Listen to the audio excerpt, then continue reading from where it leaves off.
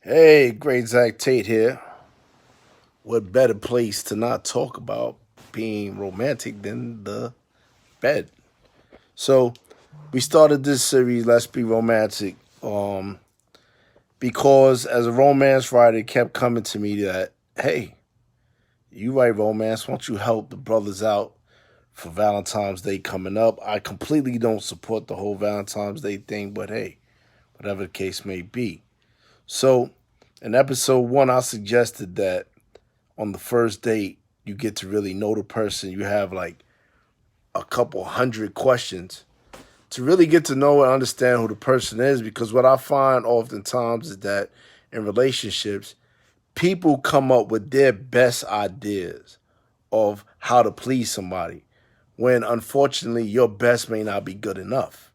So you're going all out doing something that you think is spectacular, but that person is accustomed to, used to, or have experienced something far better that they liked, and they get anxious about what has been a mind blowing experience versus your best, which is really mediocre. So in episode two, part of seduction is to be able to speak the person's language. So for me, what would be the greatest form of seduction? My idea, and I think a lot of people don't act on, and I think what makes a lot of my books really, really phenomenal is that the greatest form of seduction to me is helping somebody win. When you find out what it is that motivates a person, what it is that a person constantly complain about, constantly aggravated or frustrated about, and you say, you know what, I'm gonna work towards helping that person see a different way, or you just provide for them a different way. So I was talking to a young man and I was telling him about seduction. When you meet a woman and you say to yourself, this chemistry is right, it feels right, this just feels right, you know, ask her, what is her dreams? What is her greatest visions? And then make it your business to find out about that thing. Learn about it hard, and then help them to win.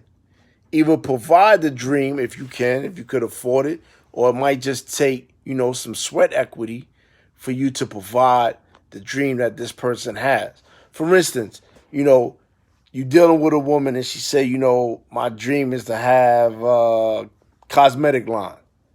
So now you in the age of Google, you in the age of YouTube, you in the age of the internet. You in the age where you could ask Alexa or Siri how I start a cosmetic line, and they might provide you the information. So it might not be that. It might be restaurant, food, clothing, rocket ships, space travel, whatever it is. I think the best form of flattery is to be able to come back to that person and say, well, what you doing about winning? Because you told me XYZ is what you want to do. And what I found out about XYZ is this, that, and other. And this is the next step we need to be taking if you really want to, meet that dream. Now, fellas, a lot of guys that came from poverty, whenever y'all pitch business ideas or something to see somebody advance, a lot of y'all still think poor. So you think you got to have your name on stuff and you got to have entitlement and contracts. No, man. People always have to come back to the source. If you help somebody and you make them greater than they know themselves to be, there's going to come a point where they have to turn back to you. And if they haven't showed appreciation or if they haven't sent something your way financially, that's the time to sit down and discuss business. So for me, my greatest advice, if you really want to blow somebody's socks off in seduction, is after the first meeting where you discuss them. If you haven't watched it, go back to episode one, pick it up on YouTube, pick it up on Facebook Live. After you have really found out who this person is or who they claim to be, because in the beginning, a lot of people lie. A lot of people put the greatest front up in the beginning. But if you get to really know who this person is, to me, the flyest and best part of seduction is fueling their dreams, finding out what it is that really motivates them.